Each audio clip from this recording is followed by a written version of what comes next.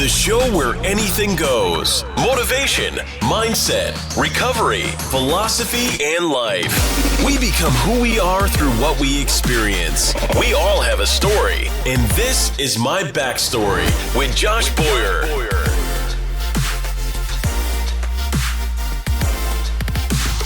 There it is. We're recording. Sweet. So I'm here with Olivia Renee Fit on Instagram. Her name is Olivia Taylor in real life. Yep. So we're out here in, is this Phoenix or is it Phoenix? Or Phoenix here, yeah. Okay. So we're out in Phoenix and I'm going to have her share her backstory with you guys and a little bit about her life. And I think it's fascinating that whenever I see females that are in the fitness industry, like I think it's a dedication that, I'm not saying that women can't do what men do, but it's like, it's always cool to see, like, because I've had three, I think you're the third or fourth, like, woman that's in the bodybuilding industry. Mm-hmm. And it's fascinating to me because it takes a lot of dedication. Oh, yeah. And a lot of like hard work and everything else. So I want to go into that and kind of you sharing your story and how you even got into it and whatnot. So it's your show. Alrighty. Take it away. All right. Well, I guess I'll start back at the beginning. Yeah. I mean, what I just mentioned, born here in Scottsdale, lived here most of my life. Moved away for a little while. We went to North Carolina, Texas, and Northern California. So which one do you like best? Here. Really? Oh, yeah. I mean, there was the good of each state. Texas I loved because I got to ride horses a lot there. What part? By Dallas. Okay. Yeah. Kind of East Texas. Yeah. But I love that for the horse aspect. Learned a lot there. And then North Carolina, California, beautiful states. But just overall weather, people, prefer Arizona. Yeah. I go there on Wednesday, actually, to North Carolina. It's like my third time going back. I had never been before I started the podcast, and it keeps like bringing me back. So there's a lot of people there. Yeah, for sure. So you came back here when? Like, when did you end up coming back here? Well, moved away when I was 11 and moved back just before I turned 19. Yeah. So just gone during basically the teen years. For sure. So how did you get into bodybuilding? Like, let's go into that story a little bit. Like, how did that all start? Well, always involved in athletics since I was a little kid. Like, started playing baseball when I was 5 or 6, I think. Coach pitch, machine pitch, that whole thing. Yeah. And then all the way through high school, played different sports, softball, volleyball, basketball. And the whole weightlifting aspect, my parents, like my dad, he would try to get my brothers especially to like work out because they were big baseball players. Yeah. But it never really latched on, I don't think any of us, until my oldest brothers, Luke, who's here, he was one of them. He and my other older brother, Ryan, they started working out, when they were in college for baseball, and then they kept pursuing that after. Yeah. And so my oldest brother, Ryan, he started training for his first bodybuilding competition. Right. And that's what first exposed me to it. I know I had heard the term before, but I hadn't ever really developed any thoughts like, oh, what's the fitness industry? What's bodybuilding? Yeah. And so, obviously after college and high school, there wasn't really anything to put my competitive energy into. Yeah. So I saw him training for his bodybuilding show. I was like, oh, this looks interesting. Yeah, totally. So what were the sports you played in high school? I played volleyball, basketball, and softball in high school. And you were lifting, but just kind of like just the stuff that they have you do, like the whole like endurance training type stuff, running, doing the mile, that type of stuff. Right. So I didn't do gym workouts until my early 20s, I guess. Yeah. I was the person going to the gym and I'd go do some bicep curls for like 3 minutes. Right. And I'd look around and be like, I don't know what else to do here. So then I'd go jump on the treadmill and just walk. Yeah, for sure. So how, like, when you got into bodybuilding, what was the catalyst for that? I mean, you saw your brothers doing it, and then you were like, "Hey, I'm gonna get into that." Did you want to take it to like because do you have your pro card now? Or no, I don't. Do you want to? I've debated. Like I'll have moments where I'm like, "Oh yeah, definitely, got to go for it." And there's times where I'm like, as long as I'm happy with my physique, then like, do I need an actual title? Right. But no, when I first got into it, it was more just purely curiosity. Kind of like I was bored, had extra time, needed something to apply myself to. So my first 2 shows, I did those like 6 months after I started training. So way too soon, but it was a good learning curve, got a taste for it. Yeah. And then after that, I actually kind of took a year away from lifting, just going through life, dealing with some personal stuff. And so then it was August of 2015 when I got back into it. And from then I'd say the like seriousness of it definitely escalated. I started to actually really view it as more a full-time thing and not just like, oh, this is kind of fun on the side. Yeah, totally. If you don't mind me asking, how prevalent is like performance enhancing like drugs for women and for men in that industry? Is this something you're comfortable talking about? Yeah, I mean, it's one of those things. I always tell people, I laugh when people are shocked. Right. Like when they hear like, oh, somebody on the Olympia stage is using stuff. I'm like, you can't get to Olympia. It doesn't matter if you're a girl or a guy. Yeah. Like that's just a part of the sport, you know. Yeah. There's the dangers, you know. Yeah, definitely for a lot of people, there's the downsides, the possible risk. Yep. But at the same time, just like with anything, you know, you go to a doctor, you take a medication. Yep. You know, there's always side effects to anything you do in life. Drinking a freaking energy drink. Yeah, totally. You know, there could be the side effects.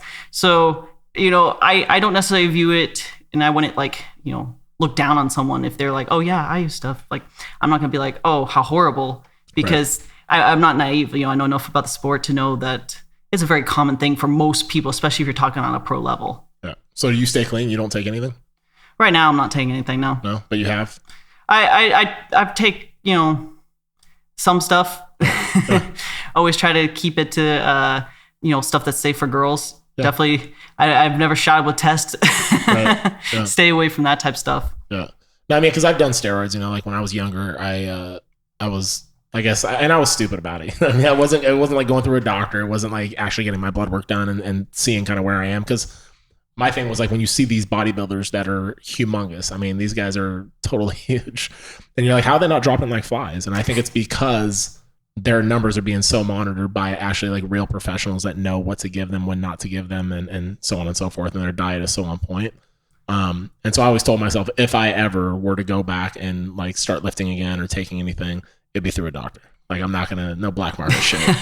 No, that is definitely the big difference. I mean, you know, you're talking the pro athletes like, you know, Mr. Olympia type people. Right. They have a whole team of, you know, doctors, you know, coaches, everything that watches everything from their diet to their training to whatever they might be, you know, cycling. So it definitely, I feel like with anything in life, it comes down to being smart and knowing what you're doing and not just like throwing anything in your body, even with, you know, what you eat. You know, you don't want to go eat fast food every day and throw that into your body because that's going to lead to nothing good too. Right. So, I mean, like, what was the catalyst for you was basically physique? Like you wanted to like change the way that you look. So you're like, yeah, I'm going to get into bodybuilding. That's what I'm going to do. Was that the biggest like motivator? Not at the start. You know, at the start, it really was just kind of like, oh, well, this is fun. Yeah. And then obviously from there, it kind of started to build. And, you know, it does turn into that whole concept of like, I want to see the best version of myself. I want to see like what I can push myself to do, what I can push myself to accomplish, you know, and that's the good and bad about it. Yeah.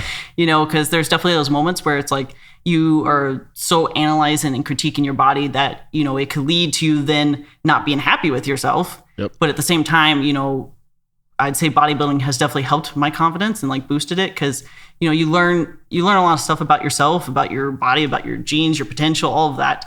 Yeah. And so, you know, it's either it can make you or break you, like mentally.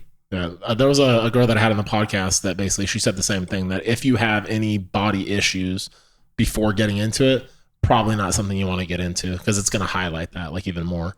And from a dude's perspective, I can say that that's kind of I think guys have the same issue. You know what I mean? Like I know when I was pushing gear and stuff like that and was like pretty big, you know, it's like I think I got to 250, 247, something like that.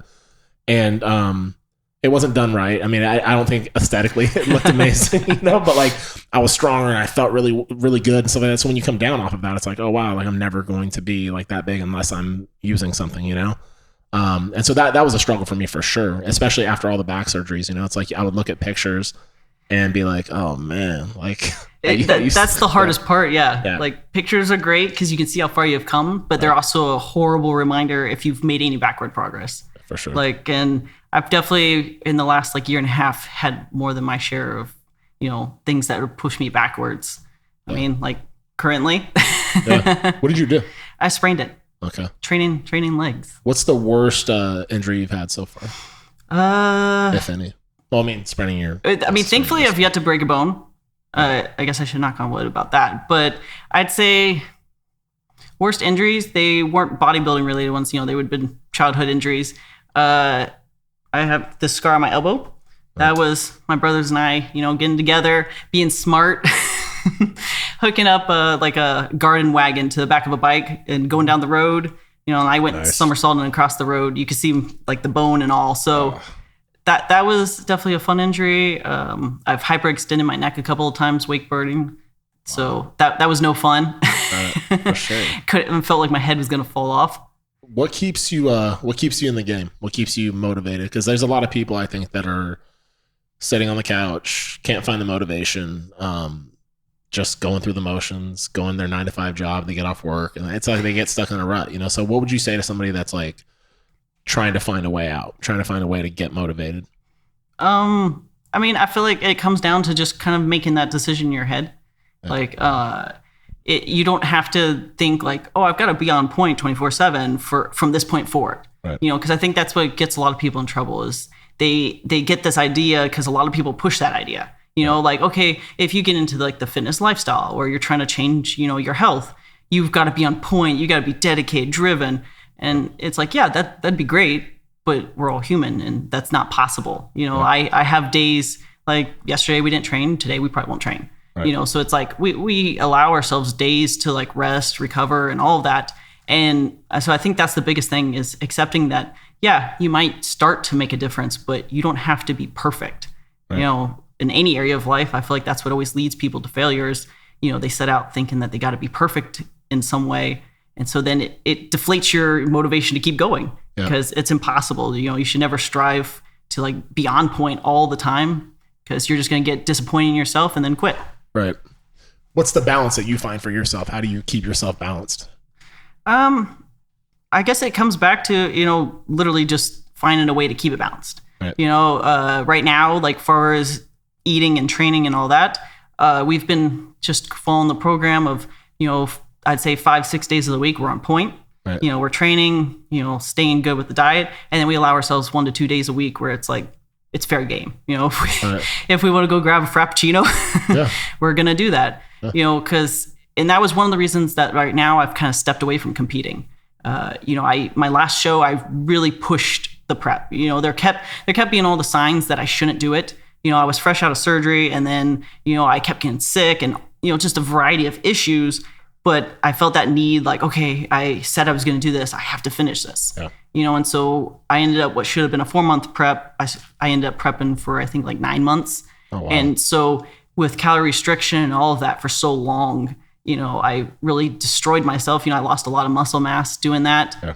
And so, last year I was kind of doing the same thing. I was repeating history and I was going to push myself into a prep that, I ultimately decided I was like, why am I doing this? There's no point.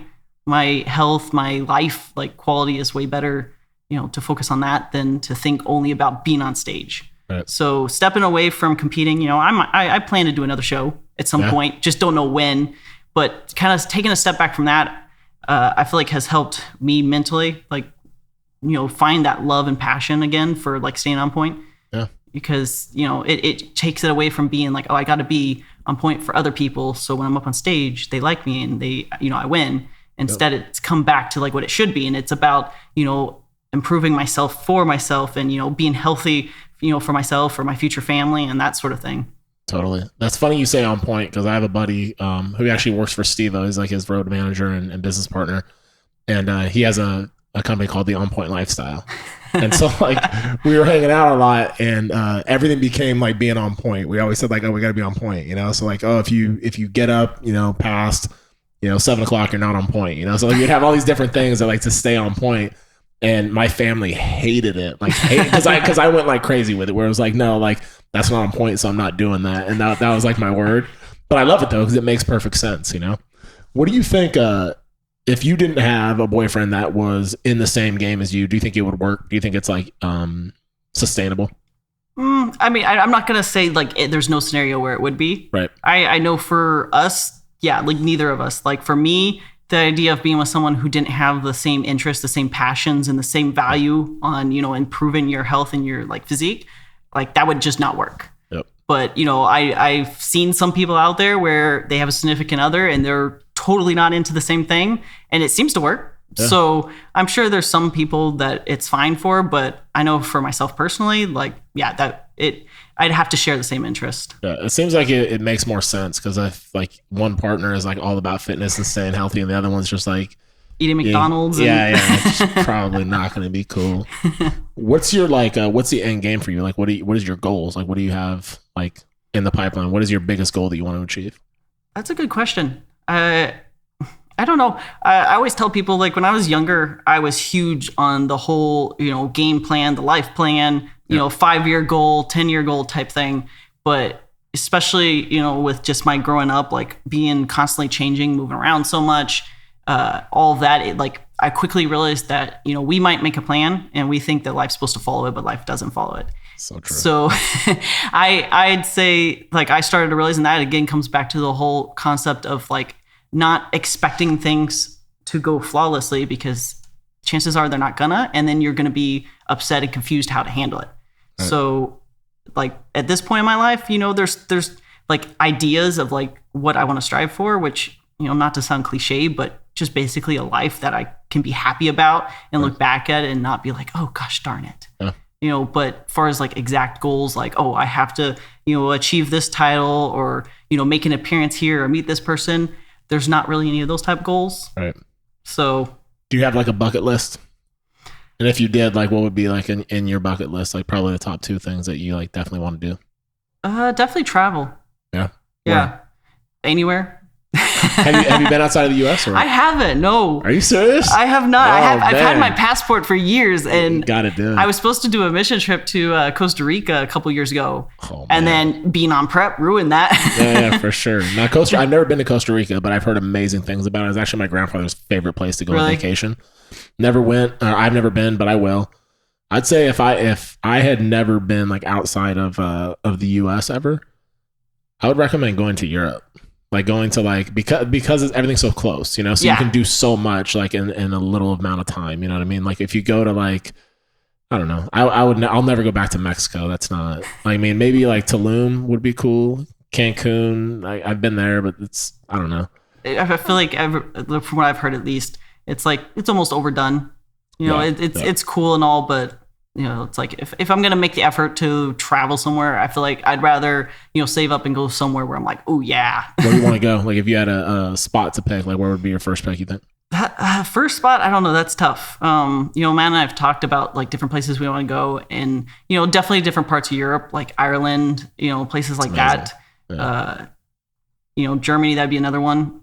He's got a lot of German heritage, so it's like, that'd be cool to check out, see in person, and then any tropical places, always sound inviting. For sure. But one exact spot that's like top of the list, I don't know. There might be one that I'm forgetting right now, but Ireland's a good spot. Like if you guys get a chance to go like anytime soon, like I highly recommend it. It looks dope, and I'm cool. Irish, or at least a little bit. So I'm like, asking, what is your heritage? Very mixed. Like what? What is it? Do you know? Any guesses? I would say Mexican, like is somewhere in there, maybe. Well, you already said Irish. I don't know. Probably some like Indian or something. I don't know, like Native American Indian, not like dot feather. What is it? Am I off? Well, no, not entirely. Slightly. No, that's the funny thing is people are always shocked because I actually did one of those DNA tests. Like, oh, did you? Really? Well, because growing up we were always told, like, one of the things we were always told is that we did have like Native American in us. Right.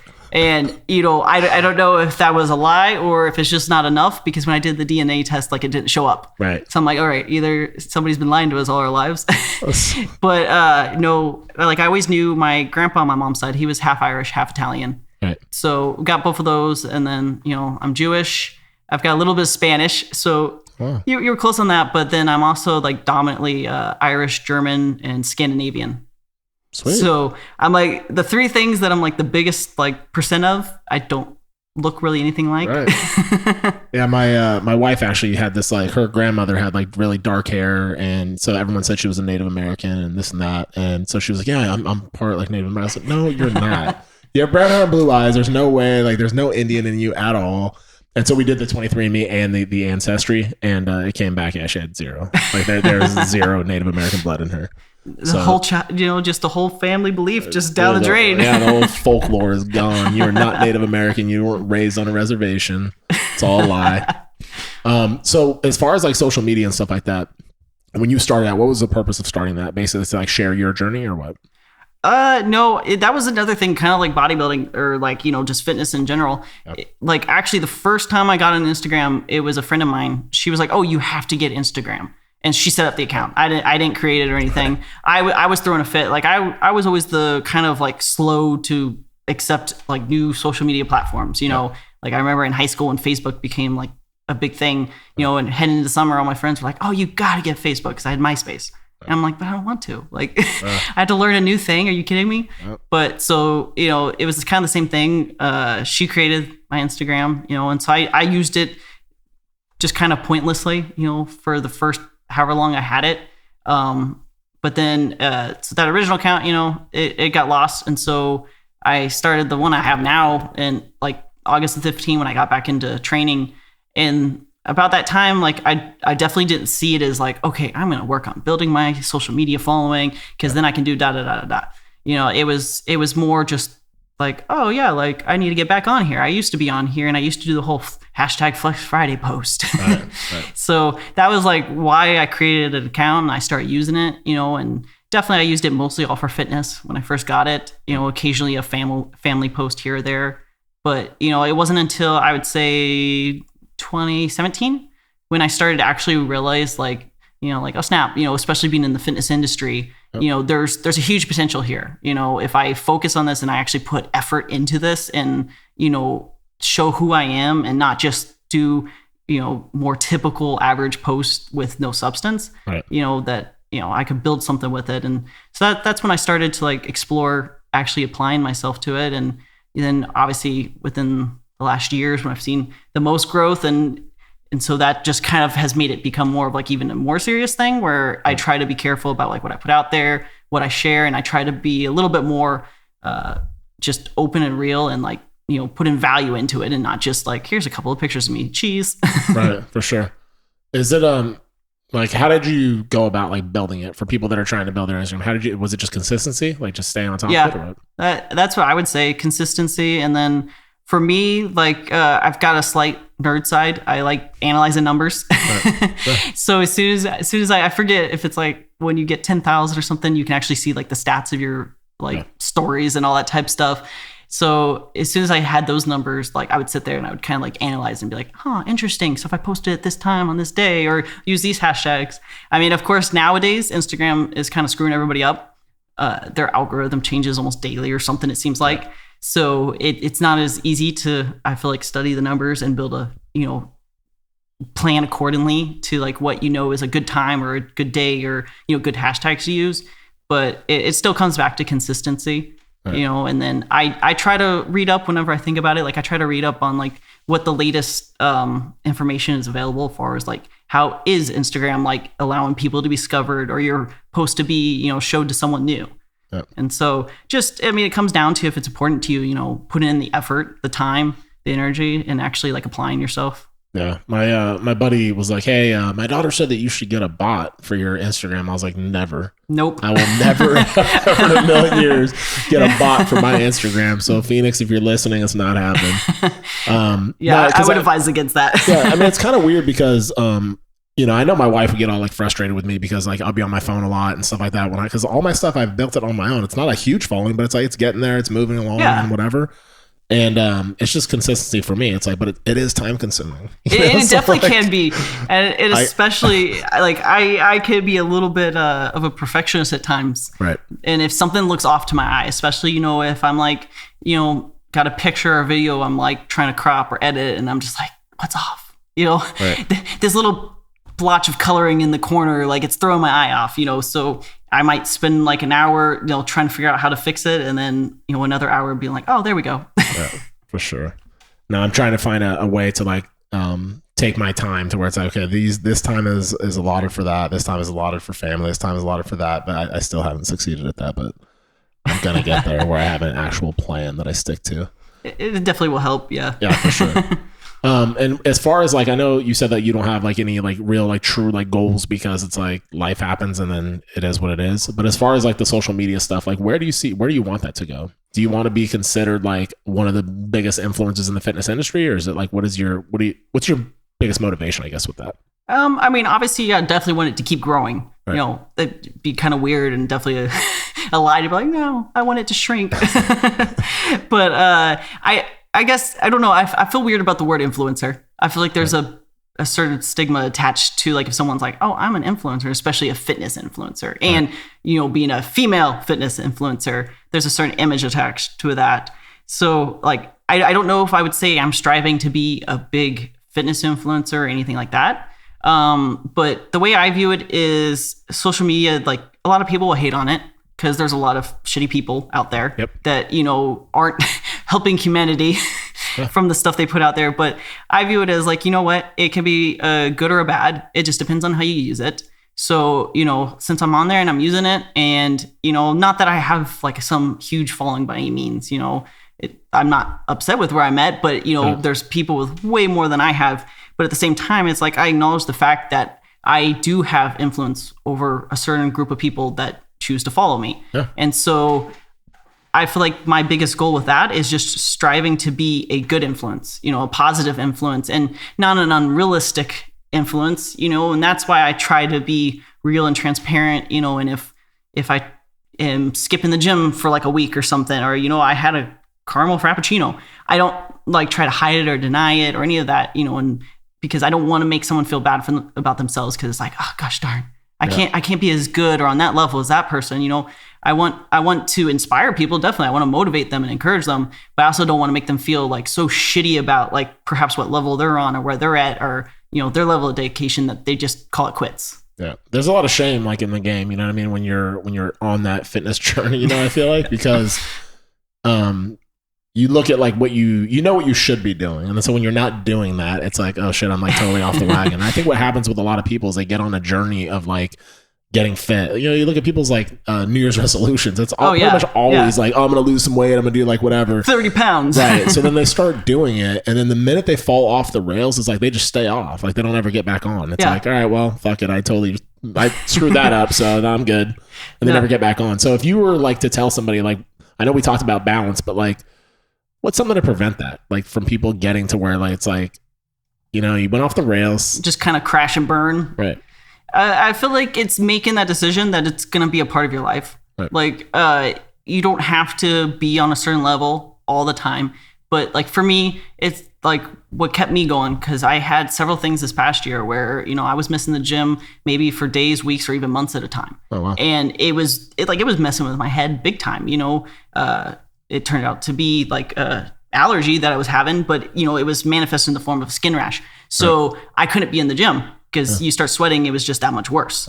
So I lost a lot of size, and then I couldn't eat, I couldn't sleep. Like I was miserable, you know, just all around. But the big thing is like I knew as soon as I was able to get back in there, even though like, you know, I wore t-shirts and long sleeves for a long while when I first got back in the gym at the beginning of the year, because it would like depress me so much. I'd look in the mirror at the gym and I'd be like, gosh darn it, like where'd all my size go? Right. So, you know, but at the same time, I knew like, okay, I'm not going to toss in the towel now. You know, fitness isn't like a fickle aspect of my life. You know, it's very much a centered part. And so even if like there was something that forced me to take a year off, I'm always going to have, you know, that like part in my life, and I'm always going to use it and utilize it and pursue it. So no matter what, I feel like that's the biggest thing, is just making that mental, you know, click of this is going to be a part of my life no matter what happens, you know, and it's okay to take time off just as long as you get back to it eventually. Right. So if you were like, if someone wanted to get into the fitness world or wherever, and they wanted to start taking supplements, what would you recommend for people? If it's like, hey, I need some assistance. Cause I mean, truth be told, like I don't take pre-workout. I don't take any kind of like any of that shit because it just fucks with my heart, and I just don't like that feeling of being all jittery and shit. And it kind of sucks because like I want to be pumped up, you know, like you want to have that feeling. I want to have that energy, but it just makes me too like anxious and jittery, and I just don't like it. So it's like, no, I'm just gonna stay away from it. So I think what happens for guys, because I know I'm not the only one. So it's like, well, what do people take then if they want like something? You know what I mean? Like if it's like, should they go through a doctor? Should they go? I mean, what do you think? I mean, I would definitely agree that pre-workout's not needed. Right. I would say I use it maybe 50% of my workouts. Right. I definitely never use it on leg day for that exact reason. Yeah. If I take a pre-workout with any type of stim in it, like for leg day, I feel like I'm going to die. Yeah. Like I have a really low rest and heart rate, but on leg day, it definitely skyrockets. Yeah. So I actually, have you ever heard of a Kratom? No. That's something that I started using for leg days. I actually have some right over there, but it's just a natural supplement. It's literally just a leaf from a plant. Okay. And so it's got a lot of benefits, but what I found is it works really well as a pre-workout. Nice. So it gives you like a little bit of that mental boost and like stamina, like that focus. But since there's no caffeine, there's no stim, there's not that increase in heart rate. Right. And so that's something that like I found, works well for kind of giving you that focus while you're in the gym. But, as far as like someone first starting out, like what supplements to take, that type of thing, I always tell people the number one thing that you should make sure you have is BCAAs. Right. You gotta be taking those. And then definitely protein. You want your post-workout shake, because you need something that your body's gonna like quickly absorb. So if you go eat, a steak post-workout, that's not gonna be necessarily ideal. Right. So when you're first starting out, you can skip the pre-workout. You don't need that. If you want it, sure, take it.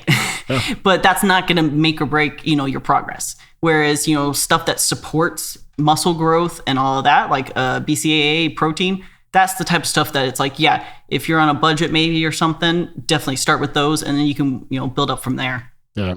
I think a lot of people get stuck though. Like you see it all over like social media, you see it all over like, ads and stuff. It's all about pre-workout and getting amped up, whether it be Monster, whether it be, and I'm not hating on it. It's just like, it's definitely what you see. Right. And it's like, come on, man, like just get in there and get after it, like, I know it's hard sometimes. There's times where like today, like I got up at 2:20 to come out here, and I got here probably around 8. I got pulled over on the way here. Yeah, I saw you post about that. Right. So I got pulled over, so that kind of killed my time a little bit. But then I got here, my buddy's like, hey, man, you want to go work out? And I was like, dude, that's the last thing I want to do right now because I'm like really tired. And I was like, let's just go. Come on. And then right before I got here, he was like, hey, let's go on a bike ride. It's like bike down to Scottsdale, Old Town Scottsdale. And like I said, I'm from California, so like I'm not used to like the 95-degree weather in May. It's kind of weird. But I was like, yeah, let's do it. So I don't know if I'm all burned right now or whatever. I kind of feel burned, but anyway. I was gonna say the sun's intense here. Yeah, so he's like, yeah, you want some? He's like, you want some coffee before you go? I was like, absolutely not, dude. No way. Well, you can get decaf. It's kind of pointless coffee, but you can get it. Yeah, I'm trying to get on some tea or something. Something like a little boost or whatever. I don't know. I'm an anti-tea person. Are you? Yeah, can't do it. Just tastes like shit, or you just don't? I just don't like it. Yeah. I mean, the only time I usually drink tea is if I'm sick. My mom would always give it to me growing up. Be like, here's whatever throat coat tea or something. Right, that's probably why you hate it now. I think that's probably why, yeah. I grew up poor, so we like ate cup of noodles all the time. So like now I'm like cup of noodle. I'm like, dude, get that away from me. I don't even want to see a cup of noodle ever. I'm going to ask you a couple questions I ask everyone that comes on here. If you had one person or one book that inspires you your entire life, it could be multiple. It could be one or the other. It could be both, whatever. What would that person be? Or who would that person be? And what would that book be and why? That's a good question. I mean, as far as like people, I would say definitely my mom's one of the biggest inspirations. I did an interview actually for one of the companies I worked with just the other week. And, basically the reason I gave is, she had a really rough childhood, and, she came out of that, she put herself through college while being married, to my dad. She got a degree in accounting, became a CPA, and wow. So she was, obviously very much a hard worker, dedicated, and then it was, I think after she had my brother, who's just older than me, so her third kid, she just felt like, God was wanting her to stay home and homeschool and like raise all of us. So, she left a career job, something that she had obviously worked hard for to like put her kids first. And so she raised all 7 of us, stay-at-home mom. She homeschooled all of us up until high school. The last few of us then, went to some high schools. But is that weird? Like going from being homeschooled the whole time and then going to high school? Well, the first high school I went to, definitely. It was when we lived in California. And so we were in Texas and when my parents were looking up the high schools out there, because it was going to be me and my 2 older brothers that, were needing a high school to go to. And they found what they thought was a Christian high school, right. So they were like, oh, sweet, perfect. It's really close to where we're moving. So, they enrolled us. We went there for half a year. But what they quickly realized is, it was a private Christian high school, but it was where all the kids who had been basically kicked out of public school system went. Because it was like their last option. So, I went from, being homeschooled, so only around like my siblings when in terms of school, to sitting in a classroom where parole officers are showing up, drug tested. the kid sitting next to me. Wow. So that was weird. But then we transferred to a different high school for what would have been the second half of my freshman year.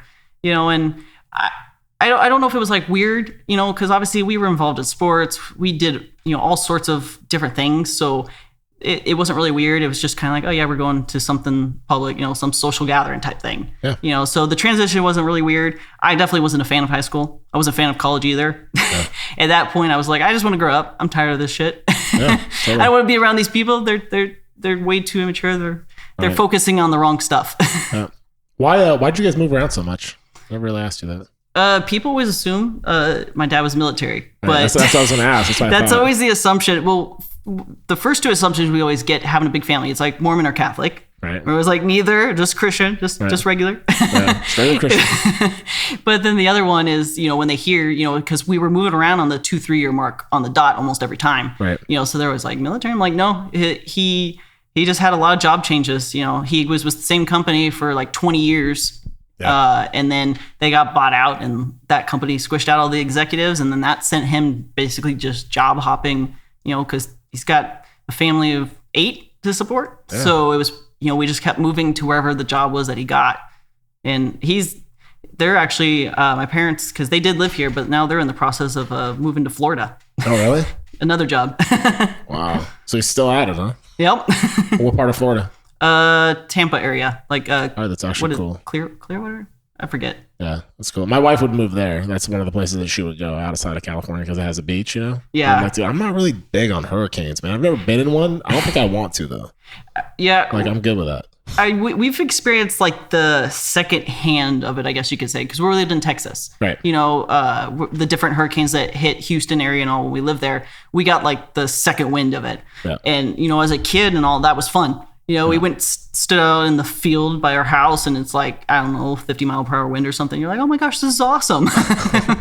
But the actual full force of a hurricane, yeah, I wouldn't want to deal with that. Not on a yearly basis, no. Definitely not. Not for me. I'll take the 100 and some dry heat out here in Arizona. Yeah, for sure. Do you get used to it? Do you ever get used to this heat?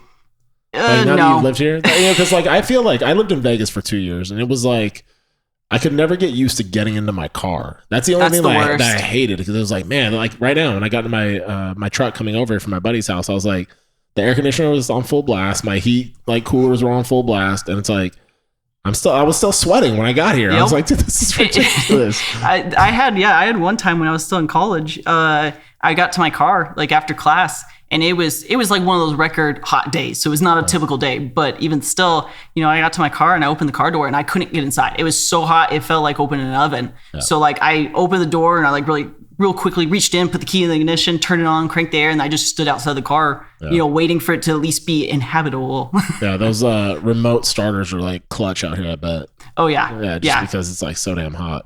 I don't know, man. And you have to get the little windshield thing, the little shade thing for the windshield. Oh, totally. That's the lifesaver. Otherwise, you're going to burn your hands on your steering wheel. I get pulled over in California a little bit because I have like limo tint on my Suburban, and then I have the windshield's tinted too. But in Arizona, in Vegas, they never said anything. They didn't give a shit. I was going to say, I don't know about Vegas, but here you'll get pulled over. Really? I'm trying to think. I think like 2 or 3 of my family members have been pulled over for like the tinting on their cars. Right. But I mean, I feel like it's all give or take. It depends on which cop it is. Yeah. And it probably depends on the look of your car. Yeah. If you have really dark windows on a certain car, they're probably gonna be like, this looks suspicious. Lowrider, tinted windows. Like, this guy's definitely a criminal. So you said your mom would be the person that inspired you the most. What about a book? Do you have a book that like you would recommend to somebody that you read that like changed your life? Nothing that comes off the top of my head. My buddy said I need to start telling people I'm going to ask this question before I do the podcast. But I'm like, no, it's a conversation, Yeah, and you know what? It's not rehearsed. Yeah, but he's like, that's a question that you should probably let them know that you're going to ask because he's all, when I was thinking about it, I was listening to your podcast and I was thinking about it. I was like, man, what are the 2 books or what are a couple books? He's like, I read a lot, but like couldn't think of a book. And he's like, but now I know what book I would say. Yeah. So I was going to say, or give somebody, a chance to read a book. So then they can be like, hey, this book. Yeah, for sure. It's the only one I read in the last 20 years. The reason that I asked that question is because it becomes like a Rolodex of books. Like I can go back and listen to these podcasts whenever. And it's like, oh, wow, I forgot about that book. Oh, let me check that one out, And I listen to books more than I read them. And so I'll go and look at audio, you know, or Audible, and like get an audiobook and stuff like that. And I've actually found like a lot of like really cool recommendations from doing the podcast from people like, oh, check out this book. It's like, dude, I've never heard of that. So that's why I asked that question. It's a smart question. Yeah. Cause there's a lot of good books out there. I mean, there's a shit ton of books. Yeah. So, you know, there's a lot that could fly right under the radar and you'll never hear about them or see them. Yep. For sure. The next question I'm going to ask you is, if you had one lesson that you learned your entire life that you wish you could tell like somebody else like coming up, that, you know, they can save them the heartache. You're like, hey man, I'll you know, here's the lesson that I would like to teach you, or maybe a lesson you would teach your younger self. What would that lesson be and why? I feel like in some ways it's kind of like a multi-part lesson, but it kind of circles back to like what I was saying earlier in regards to like someone, you know, else, like how to like kind of get them inspired to like keep going or something. But it's something that I say because it holds true for myself, and it's something I apply to myself now. But it comes back to just realizing that you're not perfect, and it's okay not to be perfect. And don't try to portray yourself as being perfect. You know, just accept who you are. You know, your shortcomings, your flaws, your mistakes. Because definitely that's something like I feel like I used to, it probably comes back to like just being a competitive person. You know, I would definitely beat myself up if I felt like I failed in some way, or, you know, maybe I made a wrong decision, you know, took the wrong path, you know, so it would always be that like, you know, oh, what if I hadn't done that, you know, and the feeling of like, you know, just regret, like, oh shit, like I shouldn't have done that or said that or been there. But it's kind of like once you reach a certain point in your life, you know, and I think it's probably a different point for everybody, but, you know, for me, it was kind of like one of those aha moments a couple of years ago where it's like, you know what, if everything hadn't kind of played out exactly how it had, I wouldn't have ended up where I am now. Right. Knowing the people or having met the people that I have met or know, you know, being where I am, doing what I am doing, like none of that would have been if, you know, perhaps A, B, and C hadn't lined up the way they did. Totally. So I think definitely the biggest lesson that like I would definitely go back and tell my younger self would just be, you know, it's okay to make mistakes, and it's okay to, you know, screw up, fail, you know, make wrong choices. You know, sure, you shouldn't strive to do that, but if they happen, just accept it, learn from it, and view it as, you know what, this is going to put me on a path towards something, you know, that I'm supposed to do, or, you know, maybe this will be a tool I can utilize to help someone else in the future. Yeah, totally. Where do you see yourself in 5 years? Finally hitting my 30s. That's a good question. Hopefully, how about ring on it? I was gonna say, hopefully, you know, further along in certain personal areas, you know, right? The whole ring, maybe a kid, definitely some more fur babies. We've got a whole list of animals that we need. Do you know what? I grew up like hating cats, and I'll tell you, there's a story. Well, I'll tell you the story behind it, so you don't hate me for saying that. When we were kids, like, we had a cat, and I had an older brother and an older cousin. And so they were throwing the cat up, and then it would come down on the clothes. And like, we were stupid kids. We were boys, like just doing dumb shit, you know? And of course, like, I'm the youngest and the most retarded one out of the three. And so like, I throw the cat up, like straight up in the air, and it comes down like on my face and just totally clawed my face. And so I had to get like peroxide and all kinds of like, you know, I didn't have to get stitches or anything, but it was crazy. So I was just like, man, I don't like cats. And like, I think I didn't like the fact that they were so like aloof, you know? It's like they're so independent or whatever. It's like, yeah, I just want to hug you. And they're just like, no, get away from me. No, they just want to stare at you across the room like I'm going to murder you in your sleep. Yeah, for sure. But then I went out to Virginia Beach, and Jeff Nichols, I did a podcast with him, and he has 2 cats, and like they're just straight hunters. And like he has it all like set up in his backyard, you know, where like they get to go and hunt and do all kinds of cool shit. And I'm like, yeah, these things are predators, man. It's pretty cool. They really are. I mean, yeah, I've owned, you know, both dogs and cats. I mean, would you say you're more of a cat person than a dog person? I don't know if I would say that. Right now, obviously, I am, because we've got 2 cats and no dogs. But that's just because our lifestyle, you know, it can't really support a dog right now, unless, you know, we could hide it away and bring it with us wherever we go. You know, because we tend to travel a lot, so it's like that wouldn't be a very easy thing to have a dog, but. You know, we've got, I think, 3 or 4 different dogs that we want to get. So I'm definitely very much a dog person. What kind of dog? We want to get a couple Huskies, a German Shepherd, and then maybe some little dog, because, you know, you got to throw it off. Yeah. Got to have that variety in there. Little dogs are a trip to me. My buddy has one. He has a little, what do you call it? Karen Terrier, you know? And I mean, he's cool. His name's Gunderson. We call him Gundy for short. I mean, he's cool, but I always liked bigger dogs. Like, oh yeah, I prefer big dogs. The bigger, the better. You know, like my sister has a Bernese Mountain Dog. And that was always like my favorite dog growing up. Yeah. You know, freaking 130-pound, beast. So I prefer big dogs, but we're like, you know what? If we're gonna have all these like badass large breed dogs, we kind of need to throw a little dog in there. Yeah, and we're gonna give it like the meanest name too. Name it Kratos or something. Cujo. Make it the terror of the house. But no, I mean, right now, definitely I have to be more of a cat person. Just, I've got my cat Spartan. He's definitely my child. That's awesome. He's much more dog-like though. That's what's kind of funny. Our 2 cats we have, we say we're cat people because we love them so much, but at the same time, it's because they behave more like dogs. Yeah. They follow us around everywhere. I mean, he literally cuddles with me. If I'm not paying attention to him, he runs and he jumps on my back and like starts meowing at me. So they're not aloof by any means. They're definitely very needy animals. Yeah. So growing up with siblings, do you think that made you want to have more kids? Like, would you because some people I was having this conversation with my buddy on the way to Scottsdale. He was like, I find it like the common denominator with people who don't want kids are usually ones that were only children that didn't have siblings. I was like, oh, it's interesting because I do know a couple only children that don't want kids, Mm-hmm. So do you think you want more kids as a result of having siblings, or is it kind of like just whatever? I think I actually want less because of it. Really?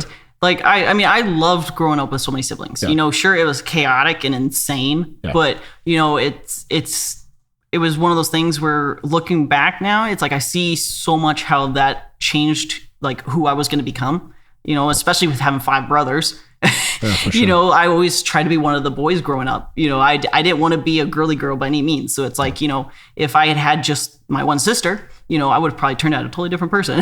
Wow, totally. But, being born into a family, having 5 brothers, that definitely shaped me into pursuing the more, what you view as like guy interest and stuff like that. But, it's because that's truly what drew me towards it, the outdoor stuff, shooting, all that type of stuff, Yeah.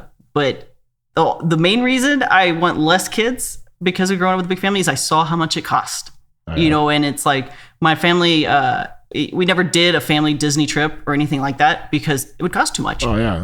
You've got 7 kids and then 2 parents and then my oldest brother's wife, my sister-in-law, she got kicked out of her house, graduation, high school graduation night. So right. My parents took her in. So now she been 10 years ago or something. So, basically my parents kind of adopted her on as an 8th child. So, you got 10 people. Way too much. So it's you can't do any type of family trips or something, and we never flew anywhere. We always had to drive because good luck trying to get on an airplane with that many people. Right. So that's my main reason where I'm like, okay, I could see having 3 to 4 kids. Having 7, hell no. Right. No, that makes sense.